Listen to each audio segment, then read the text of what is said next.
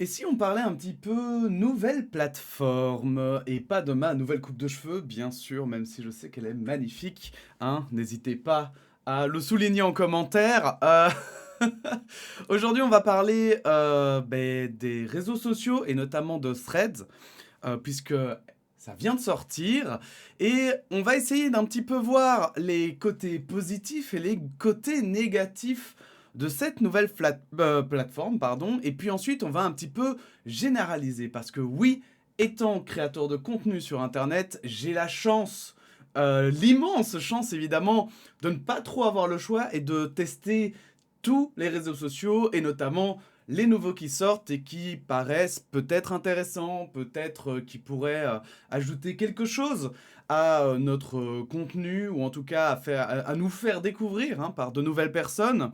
Et on va essayer d'un petit peu parler de tout ça et d'en faire une sorte de résumé finalement sur aujourd'hui et la société en général, en toute humilité bien sûr. Alors, donc, mesdames et messieurs, on va commencer par parler du positif. Ensuite, on parlera des petits soucis qu'il y a éventuellement sur la plateforme. Et puis, je vous donnerai ma conclusion. Comme ça, vous savez à peu près comment est structurée la vidéo.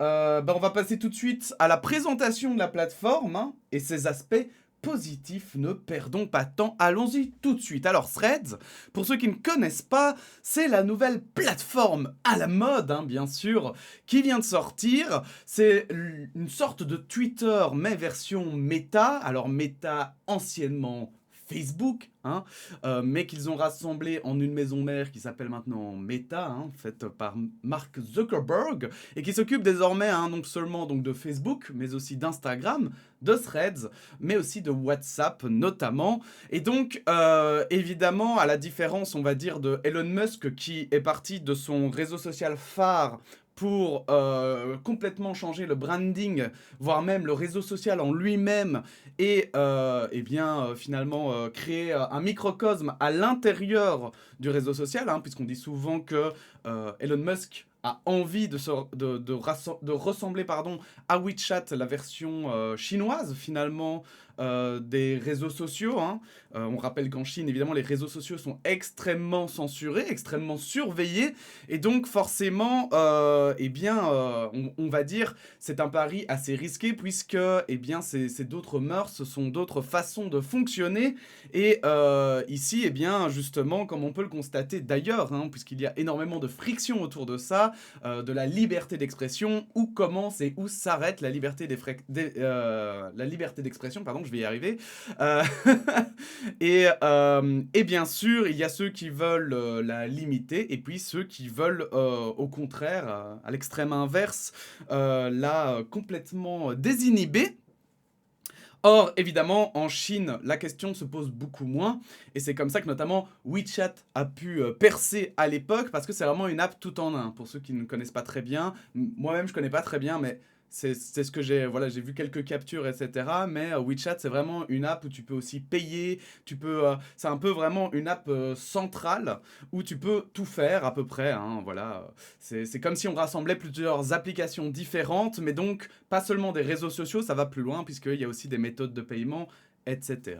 Bref, aujourd'hui n'est pas une vidéo sur les réseaux sociaux dans les dictatures, on est aujourd'hui sur une vidéo sur Threads, donc la nouvelle plateforme de Meta. Et on va d'abord vous montrer, hein, voilà, hein, quand vous...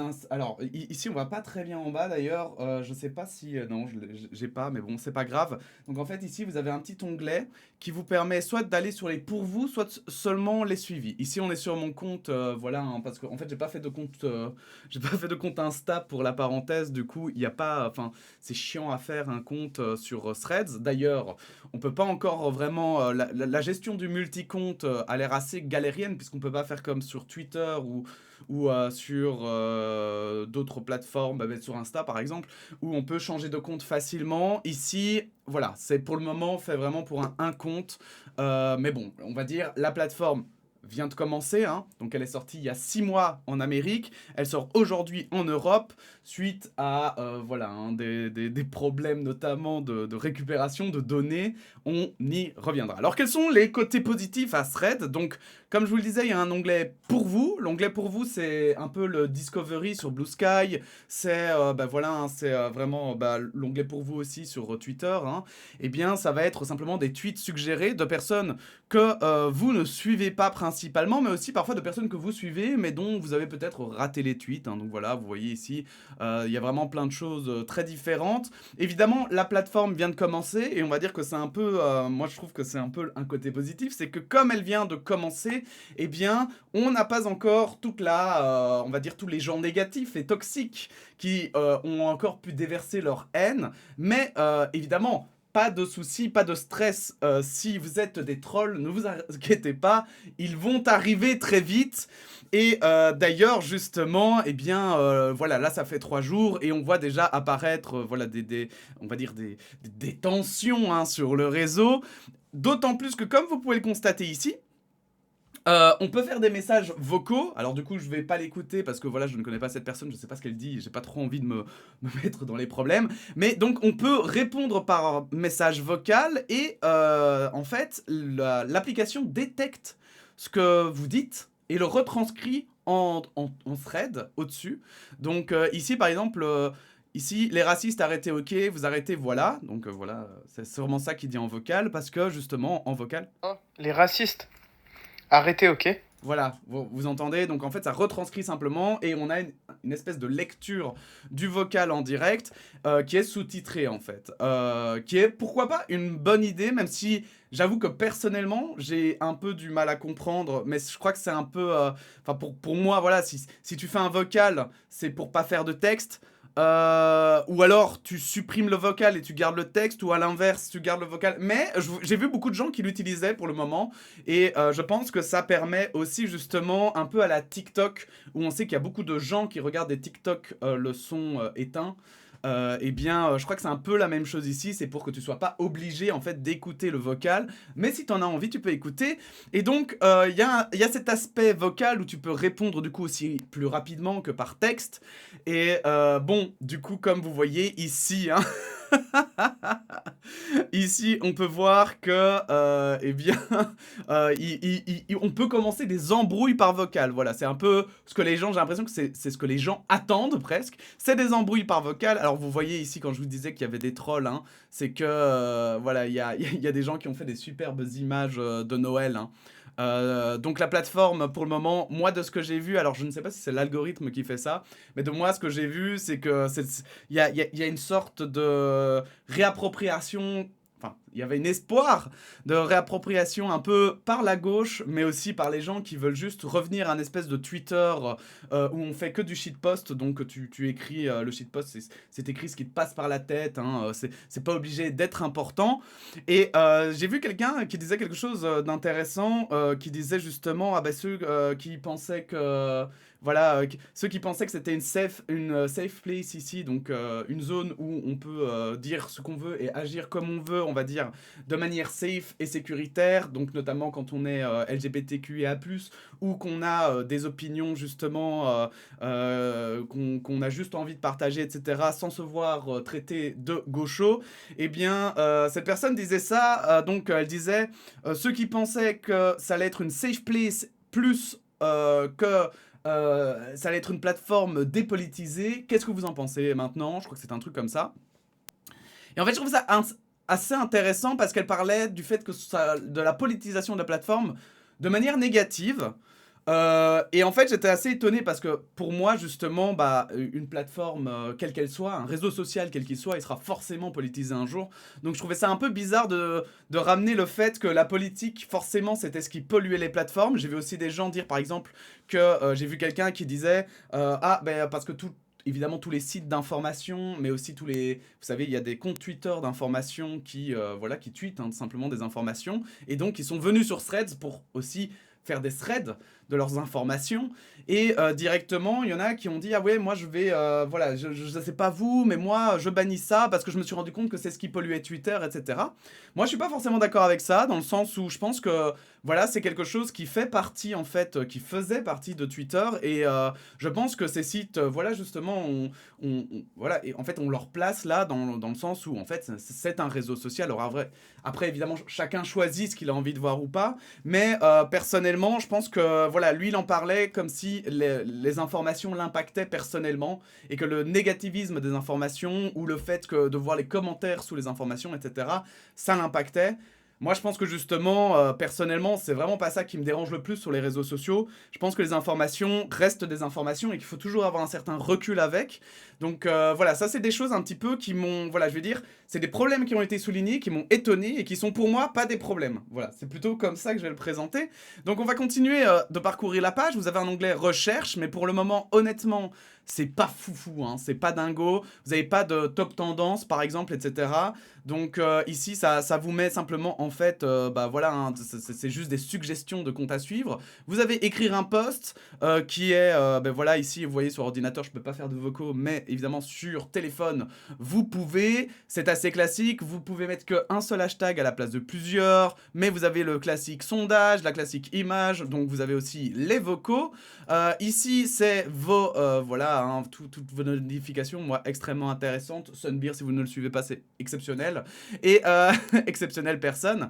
Et puis après, vous avez simplement votre profil qui, soyons honnêtes, ne change pas énormément de Twitter, de Blue Sky, etc. C'est un petit peu, voilà, c'est vraiment très classique. En tout cas, si vous venez de Twitter ou d'un réseau social similaire, vous ne serez complètement pas dépaysé, hein. C'est vraiment pareil. Quand on va sur les threads, évidemment, on peut voir les réponses, on peut retweeter, on peut envoyer, d'ailleurs ça c'est marrant, mais on peut voilà, partager. Maintenant, il n'y a pas encore de messages privés. Voilà, sur la plateforme. Moi, je suspecte qu'il n'y ait pas de message privé parce que Facebook veut qu'on continue enfin, Meta, pardon, veut qu'on continue à utiliser par exemple Messenger, je crois, ou Instagram pour envoyer des messages privés.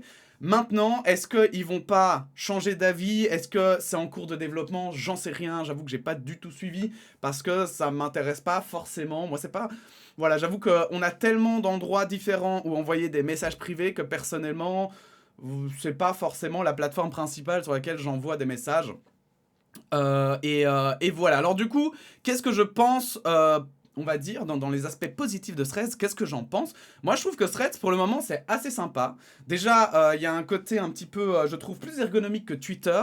Parce que, donc, il n'y a pas de pub, comme vous pouvez le constater. Il n'y a pas de pub, déjà. Bon, ça, probablement que ça va changer, hein. On va pas être naïf. Aujourd'hui, c'est presque insensé enfin, de faire une plateforme entièrement gratuite. C'est presque impossible. Donc, pour le moment, il n'y a pas de pub, mais ça va probablement changer. Et sûrement sur le business model de Instagram, c'est-à-dire pas de pub, sauf si vous payez. Non, pardon, voilà, des pubs, sauf si vous payez, où là, vous n'aurez pas de pub, bien sûr. Un abonnement qui, à la fois, vous donnera le petit badge de certification et qui vous permettra d'éviter les pubs. Cependant, vu justement l'échec immense et colossal qu'est en train de se taper Twitter avec ses formules d'abonnement absolument pourries et qui sont censées te mettre en avant mais te mettent pas en avant, eh bien moi je pense qu'ils vont essayer de faire justement un entre-deux, c'est-à-dire de garder l'algorithme un peu sain qui permettrait justement à tout à chacun finalement d'être visible. J'ai l'impression qu'ils vont pas faire la même stratégie qu'Elon, dans le sens où en achetant le badge, tu n'auras pas forcément plus de visibilité. J'ai l'impression qu'ils vont essayer de garder peut-être leur business model sur un truc un peu plus, si tu veux faire de la pub, bah, fais de la pub vraiment, quoi. Donc paye pour mettre un thread en avant. Mais voilà, c'est pas en achetant juste le badge. Le badge, c'est pour éviter de te taper des pubs dans la tronche. Et en même temps, bah voilà, si t'es un petit compte mais que t'as envie de montrer que t'es officiel ou que voilà, eh bien tu pourras payer le badge bleu. Mais bon, après justement le badge, c'est toujours le même souci, c'est que bah si tout le monde paye, tout le monde a le même badge, et le pseudo, vous le savez, comme on peut tricher un petit peu pour faire croire que c'est le même, bref, par rapport à des comptes officiels. Donc à voir, évidemment, comment ça évoluera. Mais donc, voilà, ça c'est pour donner une petite idée. Pour le moment, il n'y a pas de publicité, mais c'est surtout au niveau de l'ergonomie. Moi, je trouve ça impressionnant à quel point, ben, forcément, enfin, impressionnant, façon de parler, mais c'est 10 fois plus agréable à utiliser que Twitter. Parce que, en fait, Moi, je trouve que le fait d'avoir limité les hashtags maintenant, en fait, c'est pas plus mal. Le fait de mettre qu'un seul hashtag, en fait, ça te permet de vraiment te dire, ok, c'est ce qui est le plus important dans mon thread, quel est le sujet principal de mon thread, et aussi ça montre que finalement, sur Thread, il n'y a pas que les hashtags qui sont importants. Je pense qu'ils font à la même manière que Twitter, c'est-à-dire qu'ils analysent les mots, et en fonction des mots que tu mets, et des likes que tu reçois, etc., des interactions, eh bien, il va considérer que ce mot-là, par exemple, voilà, il est relié au mot tendance du moment, et que donc il fait partie de ce sujet-là, par exemple, voilà. Ou un nom, hein, ça peut être un nom. Ceux qui n'ont jamais utilisé Twitter, c'est pour ça que je l'explique plus en détail. Mais ça peut être un nom, ça peut être voilà, un sujet, enfin voilà, ça peut être vraiment plein de choses.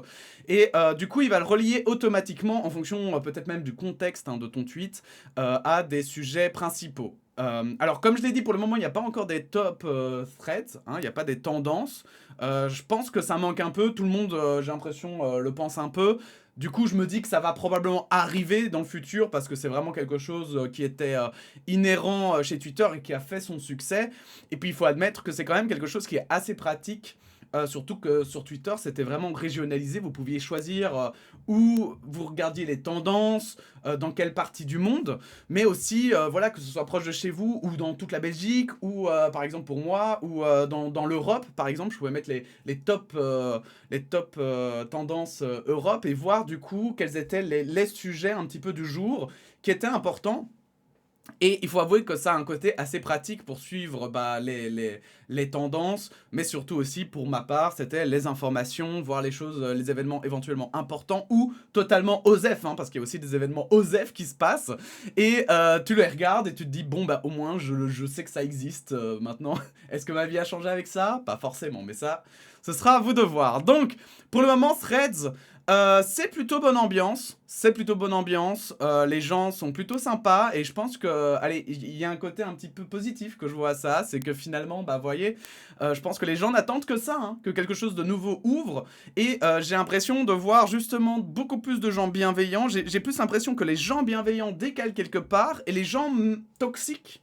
Donc c'est pour ça que j'allais dire malveillants, des gens qui finalement, je vais dire, peut-être se sentent mal ou quoi, et ont besoin voilà, de sortir leur frustration sur Internet, et bien suivent après, en fait, les gens bienveillants pour juste leur niquer leur journée, hein, finalement, et dire des trucs, parce que c'est assez marrant, hein, parce que voilà, je le soulignais un petit peu, mais de voir des gens qui se plaignaient sur Twitter, de voir des opinions, ou de voir même voilà, d'être énervé, d'être excédé, de ne plus en pouvoir d'une certaine partie des gens, et de les retrouver finalement sur Threads à se plaindre de la même chose.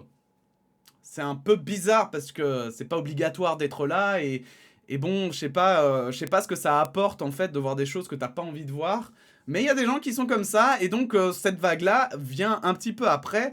Et c'est ça qui va être un petit peu à surveiller dans la longueur, c'est de notamment voir si est-ce que ça va rester, on va dire, une place plutôt agréable sur le long terme, enfin même sur le moyen terme, ou bien est-ce que ça va très vite s'envenimer, que ça va partir en vrille. J'ai vu notamment Antoine Daniel penser que ça allait vite partir en vrille. Moi, je suis plus divisé, parce que je pense qu'il y a plusieurs plateformes maintenant qui ont ouvert avec, voilà, justement des publics différents. Et je pense que, justement, c'est compliqué, c'est pas si simple de savoir à l'avance comment sera le mood d'une plateforme et surtout d'un réseau social, parce qu'au final, ce sont ces utilisateurs qui vont eh bien, dicter la conduite sur le réseau. Alors ça, donc, c'est un petit peu pour les aspects positifs. Si on a d'autres qui me reviennent en tête, je vous en parlerai. Mais donc, effectivement, pour le moment, moi, je prends beaucoup de plaisir sur Thread et à écrire des threads. C'est assez marrant. Il y en a qui ont parlé de l'exposition qui était supérieure. Je pense aussi que l'exposition est supérieure. Je pense que c'est plus facile de trouver des gens et d'en découvrir que Twitter, notamment.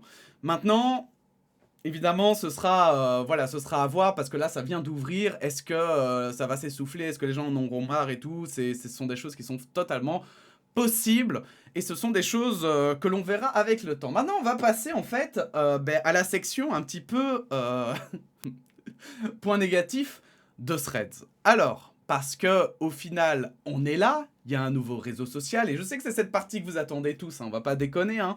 La première partie, c'était un peu l'introduction, pour expliquer un petit peu ce que c'était Threads et ce qui marchait. Maintenant, on va parler de ce qui marche pas, et eh bien, il y en a des choses qui ne marchent pas, et oui, hein, comme par hasard, donc... sur Threads, malheureusement, eh bien, comme on l'a dit, donc il n'y a pas de message privé. Pour moi, c'est pas forcément un point négatif, mais ça pourrait l'être pour vous. Mais surtout, en fait, ben voilà, c'est ce que disaient un petit peu les gens. Donc pour le moment, on sait pas trop comment marche le réseau social. On voit des gens qui ont très vite des likes et des mentions j'aime, et puis d'autres qui, voilà, n'en ont pas comme moi. Moi, j'ai jamais eu de chance avec les trends, etc. Donc voilà, moi, j'ai perdu espoir. Moi, je vais sur un réseau social avant tout pour le découvrir et montrer mon travail. Mais c'est pas tellement... Enfin, pour le moment, je cherche surtout un réseau social qui remplacerait Twitter et qui était aussi pratique que Twitter. Et du coup, bah voilà, Thread serait peut-être l'option. Maintenant, justement, le fait qu'il n'y ait pas de tendance, le fait que aussi, il faut quand même se poser la question de, voilà, de l'exposition. Et forcément, en tant que créateur de contenu, nous on se pose cette question de l'exposition et de comment ça marche. Alors, un jour, je ferai une vidéo sur les algorithmes, je pense, parce qu'il y a beaucoup à en dire. Mais en gros, comprendre les règles du jeu, c'est pas forcément pour tricher, c'est juste aussi parce que, ben voilà, moi par exemple, justement, c'est un peu frustrant de ne pas avoir son travail, de ne pas l'avoir, de ne pas être vu. Et on a envie d'avoir l'opinion aussi parfois d'autres personnes. Donc, pour le coup, Threads, ça pourrait être le cas si maintenant voilà, c'est mis en avant. Et justement, dans la mise en avant, pour le moment, c'est quand même assez mystérieux. Est-ce que c'est parce qu'on suit tel compte et du coup on va se retrouver dans une bulle de filtres qui va nous empêcher en fait de voir des comptes comme a eu Twitter, comme a eu tous les réseaux sociaux hein, finalement, des comptes qui sont d'opinions diverses et variées que nous. Donc ça évidemment c'est un petit peu la crainte, c'est quelque chose qu'on devra voir avec le temps. Est-ce que je vois que des gens bienveillants parce que je ne suis que des gens bienveillants? Voilà, c'est vraiment la question qu'on se pose, mais aussi en fait pour moi quelque chose qui va être déterminant et que toutes les plateformes oublient à chaque fois, c'est à quel point est-ce que le contenu sera dynamique entre ses utilisateurs. Parce que oui, bien sûr, c'est super bien que Jean-Michel, donc ici voilà, j'invente voilà, je vais prendre ici parce qu'on dirait que c'est une agence NPP Agency, soit là sur Thread, d'accord, que ils parlent et qu'ils aient bon ils ont pas beaucoup de likes, mais imaginons qu'ils aient 1000 likes. Mais est-ce que, en fait, que Jean-Michel le random ait 100 000 likes et 100 000 followers, alors qu'il va mettre un thread ou mettre que des shitposts, par exemple, est-ce que c'est vraiment ça qui dynamise un réseau? Pour ma part, je suis un peu divisé parce que, justement, je pense qu'il y a des gens qui recherchent ça. Mais en fait, et c'est là où pour moi, ça va être l'élément qui va tout changer et qui va être vraiment déterminant, c'est qu'il y a une différence entre ce que les gens recherchent et ce que les gens ont besoin. Et ça, c'est quelque chose, en tant qu'artiste, que nous, c'est une question qu'on se pose constamment, en fait. C'est le fameux, est-ce que je fais quelque chose que j'aime bien parce que j'aime bien et que je pense que le public pourrait aimer, et du coup, je tente quelque chose d'innovant, ou bien, est-ce que j'en reste à ce que je connais, même si ça me saoule, que ça me saoule ou pas, hein, mais imagine, il y a déjà eu, c'est parce que j'ai beaucoup entendu de créateurs qui disaient, ben moi ça me saoule de continuer ce que je fais, mais je le fais parce que c'est ce que mon public attend de moi. C'est vraiment cette question-là qui revient toujours. Et je pense qu'en fait, aujourd'hui, il y a un gros souci, c'est que justement, en fait, les réseaux sociaux ne donnent que ce que les gens attendent. Voilà. Donc en fait, les réseaux sociaux vont voir les gens, ils vont les regarder droit dans les yeux, ils vont dire qu'est-ce que tu veux, et le mec va dire bah moi je veux du shitpost, et donc ils vont dire bah ok, tiens du shitpost, ok, donc voilà, ça c'est la mentalité j'ai l'impression d'aujourd'hui. Or, je pense que ce qui a fait que les réseaux sociaux ont émergé, alors évidemment il y a eu différentes époques et tout, et les mœurs ont changé et tout. Voilà, par exemple, Facebook n'avait pas du tout cette pensée-là, mais en tout cas, par rapport à Twitter, là, c'est surtout par rapport à ces réseaux sociaux-là que je pense, qui sont un peu dans le même style, eh bien, j'ai vraiment l'impression que, justement, les créateurs de ces réseaux sociaux se disent qu'ils doivent donner ce que l'utilisateur attend plutôt que d'essayer de trouver ce que l'utilisateur ne sait pas encore ce qu'il attend et qui pourtant et en fait ce qu'il a besoin. Et donc je vais vous expliquer un petit peu avec un exemple facile. On va prendre le fameux créateur, créateur de l'iPhone, donc celle-là pour le coup oui, mais voilà, travaillant chez Apple, hein, le fameux Steve Jobs, hein, si je dis pas de bêtises, qui justement, donc, et ça j'en ai parlé avec beaucoup de gens, et je trouve que c'est... alors je suis pas du tout un fan hein, de lui, hein, il faut pas croire, parce que je le prends vraiment en termes d'exemple, c'est-à-dire quand il a sorti l'iPhone en fait, il n'a pas seulement sorti un téléphone tactile qui était du coup un peu la révolution à l'époque par rapport au téléphone à touche ou même il y avait des téléphones tactiles qui étaient sortis mais qui étaient vraiment à chier. Moi j'en ai eu, rappelez-vous les anciens dans, dans ces vidéos à quel point c'était nul. Eh bien lui en fait voilà, non seulement il a sorti l'iPhone, mais dans l'iPhone, dans le programme de l'iPhone par exemple, donc voilà, je vais vous montrer un petit peu pour vous, voilà, pour vous machin. Donc ici vous avez des boîtes mail, d'accord. Eh bien le fait d'aller en haut ou en bas avec son doigt et que ça aille, voilà, quand vous allez vers le haut, ça aille en bas, etc. C'est de l'ergonomie qui est pensée. Mais c'est de l'ergonomie en fait qu'ils ont pensé en amont et qui a mis du temps à être pensé parce que justement, pour le coup, ils ont voulu sortir un téléphone, mais pas juste une technologie de pointe et voilà, vous achetez juste un écran tactile et oh, il marche bien, cool. Non, ils ont pensé, ils se sont dit, ok, il faut que ce soit facile d'utilisation, mais il faut penser à ce que l'utilisateur ne pense pas. C'est-à-dire que l'utilisateur, pour le moment, il est sur un marché où il se dit, moi je veux juste un téléphone next-gen, voilà, je veux juste le dernier téléphone, modèle, dernier cri et tout.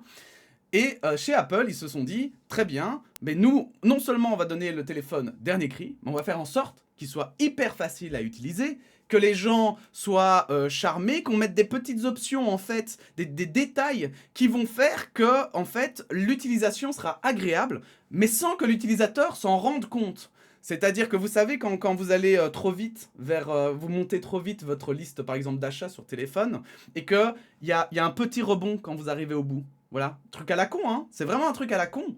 Mais il a fallu des ingénieurs derrière. Il a fallu des gens qui testent. On se rend pas compte, hein. Mais il a fallu des gens qui fassent, qui aillent jusqu'en haut et que ça bloque. Parce qu'au début, c'est le plus simple. Et puis qu'ils fassent, attends, c'est vrai, mais est-ce que ce serait pas plus clair encore si on laisse un petit rebond et qu'on montre qu'on est au bout? Voilà.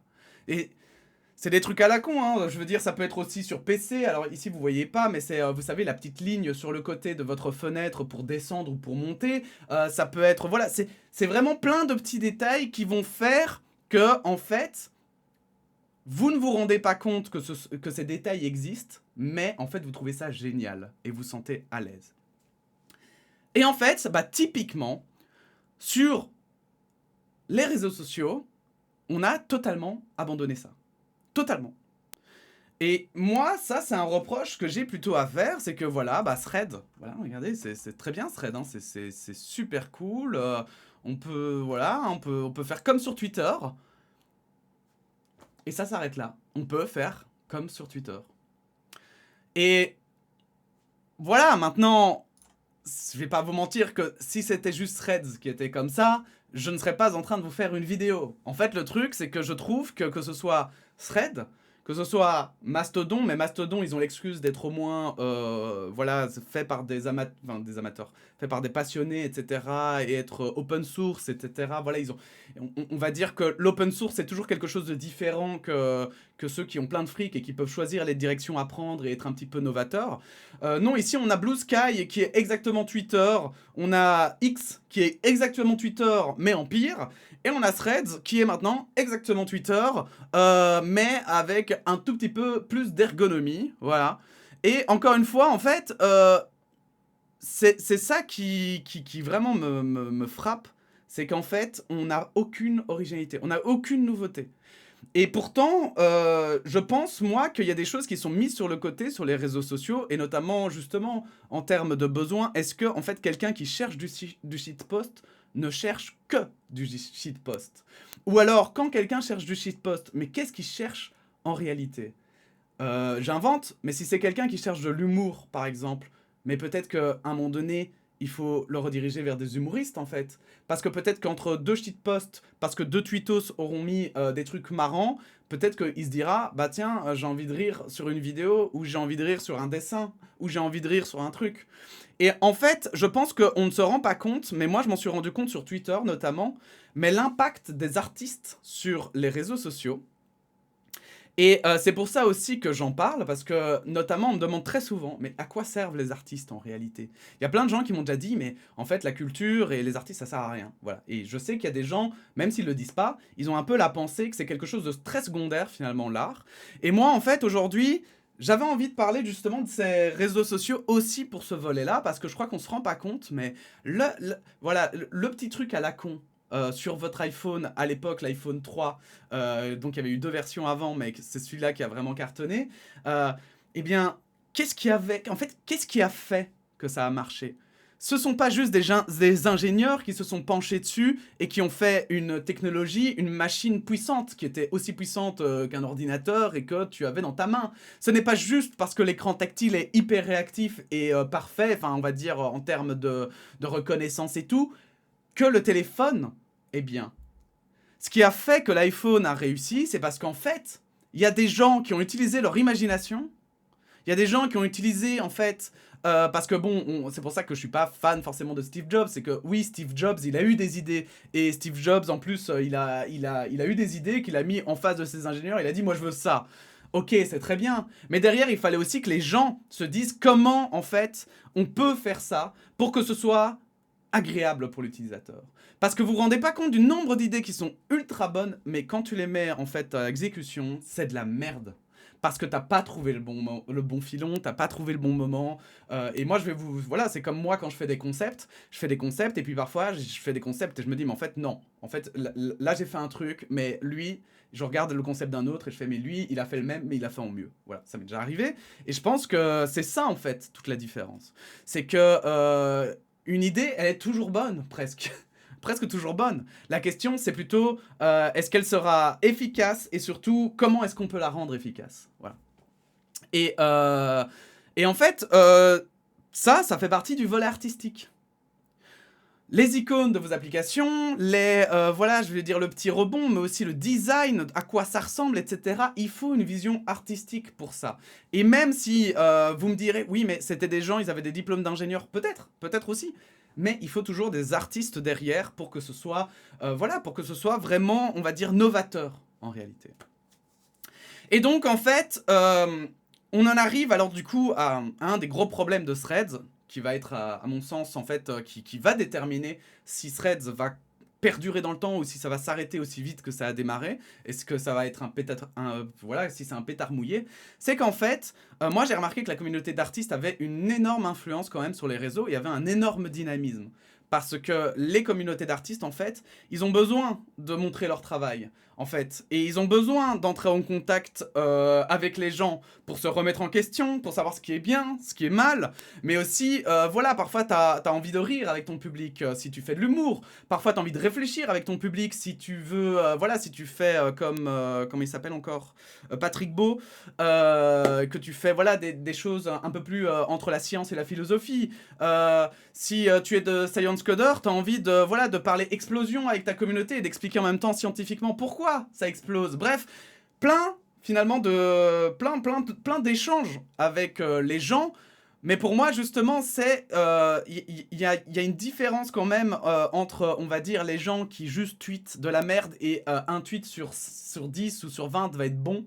Et je pense des gens qui vraiment se focalisent sur un travail et échangent après avec leur communauté sur ce travail, ou justement vont présenter leur travail sur les réseaux, ou justement vont ben voilà, essayer de mettre en avant d'autres travaux, etc. Je remarque que vraiment par contre les artistes ont une solidarité assez exceptionnelle et que sur Twitter, pour ma part, j'ai vu énormément d'artistes ben, faire découvrir de nouvelles choses parce que bah, justement il y en a qui s'intéressent aux sciences, mais il y en a qui s'intéressent à d'autres choses, etc. Et donc mettre en avant aussi parfois des opinions parce que être artiste, c'est ben, voilà, aussi avoir souvent un point de vue sur la société, hein. Voilà, si vous me dites que voilà, si vous me dites que l'art n'est pas politisé, vous ne savez pas ce que c'est que de l'art. Et Et du coup, voilà, donc en fait, et c'est là où je vois énormément de gens, et j'avoue que moi, c'est quelque chose que j'ai beaucoup de mal à comprendre, je vois beaucoup de gens qui ne sont personne, mais dans le sens où leur métier n'a pas besoin d'exposition, eux-mêmes n'ont pas forcément besoin d'exposition, mais qui sont hyper contents d'avoir plein de followers. Et bon, bah, très bien pour eux, hein, voilà, si ça leur fait plaisir et tout. Moi, personnellement, je m'en fous, en fait, du nombre de followers que j'ai ou que j'ai pas. Moi, ce qui m'intéresse surtout, c'est en fait voilà, moi, je suis sur les réseaux parce que je dois présenter mon travail. Et je vais dire, si j'avais pas ça, je serais sur les réseaux, mais un peu de manière invisible. Je serais là, mais juste pour lire les posts ou quoi. Pas, en fait, pour gagner des followers. Ce serait pas quelque chose qui m'attire. Et en fait, je crois que justement, on a les algorithmes dans ces réseaux sociaux qui se trompent. Et qui pensent parce que les gens follow, en fait, parfois des gens random qui ont dit quelque chose de marrant. Ou, voilà, justement, ben, y a quelqu'un qui me disait ça. Dis quelque chose de polémique, comme ça tu vas percer. Mon modérateur qui disait ça. Eh bien, et en fait, j'ai vraiment cette impression qu'effectivement, tant que les réseaux sociaux n'auront pas compris que ce que les gens attendent, ce n'est pas forcément d'avoir en fait des posts à centaines de milliers de likes ou de voir des gens, des randoms avoir X milliers d'abonnés en une fois, parce que, enfin, au lieu de se focaliser sur les individus en tant qu'utilisateurs uniques qui veulent eux-mêmes gagner des follow, eh bien, mais de les voir justement comme un microcosme et un ensemble, et de comprendre les dynamiques qui sont à l'intérieur, et lesquelles apportent quelque chose de nouveau, de vrai, et surtout du mouvement, parce qu'un réseau social, ça a besoin de mouvement. Il faut que ça bouge, mais il faut que ça bouge en dehors du cercle, et c'est ça qui est dur. C'est qu'il ne faut pas que ça bouge juste entre vous et vos amis, il faut que ça bouge entre vous, vos amis, et ceux que vous ne connaissez pas encore, mais que vous allez découvrir, et que vous allez être content de les voir. Et ceux que vous connaissez, mais que la hype va baisser, et que vous ne verrez plus, et que vous allez unfollow, parce que vous allez vous dire, mais en fait, lui, maintenant, je suis plus trop. Et c'est ça qui est important, en fait, dans un réseau social, c'est le mouvement. Et je pense que les artistes, alors moi je parle des artistes parce que c'est vraiment ce que je connais de mieux, mais bien sûr, il n'y a pas que les artistes, je suis sûr qu'il y a d'autres voilà, il y a d'autres initiateurs de mouvements, je vais dire, parmi des gens qui sont sur les réseaux sociaux, d'autres corps de métier, etc. Mais moi je parle pour les artistes parce que c'est l'exemple le plus frappant pour moi et que je connais le mieux. Mais donc, par exemple, justement, les artistes, ils vont partager les travaux d'autres artistes, mais ils vont aussi partager les opinions d'autres artistes. Ils vont, parfois, ils vont aussi parler d'un sujet ou d'un autre. Mais comme on est en recherche d'exposition et de toucher toujours de nouvelles personnes, pas pour la célébrité, pas pour la richesse, mais simplement parce que, enfin voilà, il y a que des intérêts en fait. On doit montrer notre travail. On n'a pas le choix. Surtout les gens qui, comme moi, n'ont pas des amis qui sont hyper réactifs. Voilà, si vous êtes mon ami, ne soyez pas vexés. Je vous vise peut-être pas forcément, mais j'ai effectivement beaucoup d'amis qui, voilà, ne sont pas sur les réseaux sociaux, en ont rien à foutre de ce que je fais comme création de contenu en fait, et du coup eh bien je dois me baser sur mes propres, en fait pour moi les réseaux sociaux c'est ça leur force, c'est de mettre en avant des gens qui justement sont peut-être voilà créer quelque chose via leur travail ou via leur passion, etc. Mettre en avant ces gens-là pour qu'ils aient une exposition suffisante pour savoir ce que vaut finalement leur contenu en fait. Et je pense que sur Twitter et sur Threads, on peut parler de contenu, dans le sens où même un tweetos qui va juste faire des blagues sur Twitter et va utiliser juste Thread pour faire des blagues, pour moi, ça peut être considéré comme un humoriste ou quelque chose comme ça, quoi. Donc voilà, donc pour moi, ça va être vraiment déterminant, c'est comment est-ce que les communautés, est-ce que ça va se repartager, est-ce que ça va bouger, est-ce que ça va vraiment permettre à de nouvelles personnes d'émerger, parce que je crois que c'est vraiment ça la force des réseaux sociaux, c'est d'émettre, c'est de permettre à de nouvelles personnes de découvrir de nouvelles personnes et permettre en fait aux gens de découvrir de nouvelles choses, mais comme je le dis, pas ce qu'ils ont envie, pas ce qu'ils demandent, mais ce qu'ils ont besoin sans le savoir. Et c'est là pour moi vraiment ce qui est hyper important, c'est de réussir en fait à mettre en avant du contenu que les gens se seraient dit, voilà, en temps normal n'auraient pas été voir, mais que là ils le voient et qu'en plus ils se disent c'est pas mal en vrai. Tiens, c'est cool. Voilà.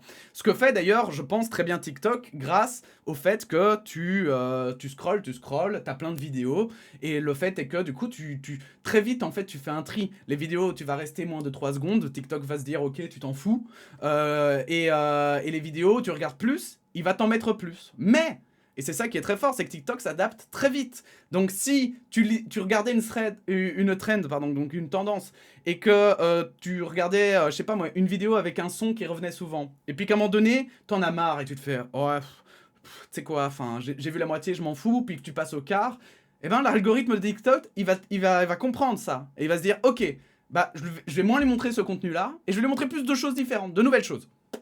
Et il te balance comme ça aléatoirement, et il regarde en fonction des hashtags, en fonction de, voilà, et là-dessus, après, il te montre. Et c'est pour ça que tant de gens sont addicts à TikTok, c'est parce que, justement, eh bien, l'algorithme de TikTok est très puissant pour ça.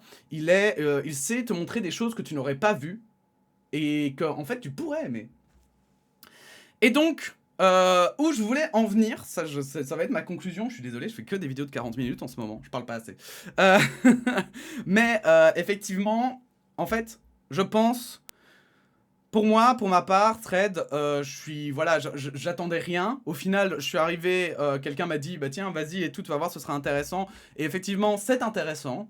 Voilà, il faut considérer que maintenant, ils l'ont ouvert à l'Europe. Donc, est-ce qu'ils vont se concentrer sur des mises à jour et tout? J'en sais rien du tout. J'avoue que, justement, ça va être la grande inconnue. Comment est-ce qu'ils vont penser leur réseau social? Mais j'avoue que moi, il n'y a rien à faire. Et je ne sais pas si pour vous, c'est la même chose. Mais moi, voilà, je suis mais sur le cul, en fait, du fait que, aujourd'hui, les plus grosses multinationales du monde ne savent faire que copier. Voilà. Je pense, en fait, et c'est là un peu ma conclusion de ça, je ne sais pas quel sera l'avenir de Thread, mais ce qui est certain, c'est qu'aujourd'hui, Thread est le syndrome, à mon sens, bien sûr, hein, est le syndrome voilà, de l'économie actuelle et d'un certain échec du capitalisme. Alors je m'explique, hein, bien sûr, ne croyez pas que je suis forcément anticapitaliste, ce n'est pas ça que je veux dire. Ce que je veux dire, c'est que le capitalisme, de base, il a une compétitivité, il propose une compétitivité pour pousser un maximum les entreprises à innover et être finalement la meilleure. Hein. C'est l'idée finalement que la compétition ferait ressortir le meilleur qui va réussir jusqu'à se casser la gueule parce qu'il ne sera plus assez novateur et qu'il sera remplacé par un autre qui sera plus innovant et plus imaginatif, etc. Et en fait, aujourd'hui, on peut que constater l'échec total de cette, voilà, de cette société que nous avons créée. Alors, est-ce que, voilà, moi, si vous voulez, mon opinion, je l'ai déjà dit 1000 fois, mais je la répète pour ceux qui ne me connaissent pas. Moi, je ne suis pas pro-capitaliste ou anticapitaliste. Voilà. Pour moi, un système est un système et il y a des avantages et des inconvénients et il faut faire avec. Et ici, en fait, on ne peut que constater qu'on a merdé gravement quelque chose parce qu'on arrive à des multinationales, ou même pas multinationales, hein, mais simplement des gens qui ont du fric et qui n'ont pour seule imagination que de copier les autres. Voilà, ça c'est en fait aujourd'hui, on en arrive à une société où on ne crée plus de nouvelles choses, on n'innove plus, on copie. Et en fait, on en arrive tellement à une extrémité que justement, pourquoi, moi j'ai vu beaucoup de gens parler des petits créateurs qui se ruaient sur la plateforme. Mais pourquoi est-ce que vous croyez que les petits créateurs se ruent sur la plateforme? Mais c'est parce que justement, on a arrivé à une telle concentration des moyens, je vous parle bien des moyens, pas des richesses, des moyens, qu'en fait, à part si on en arrive à être presque riche, en fait, il faut être riche pour que ton idée que tu as en tête et qui est peut-être novatrice et qui pourrait sauver le monde, hein, alors pas dans l'artistique peut-être, mais je vais dire un ingénieur même qui est dans sa cave et qui se dit mais putain j'ai une idée et je sais comment sauver la planète, voilà.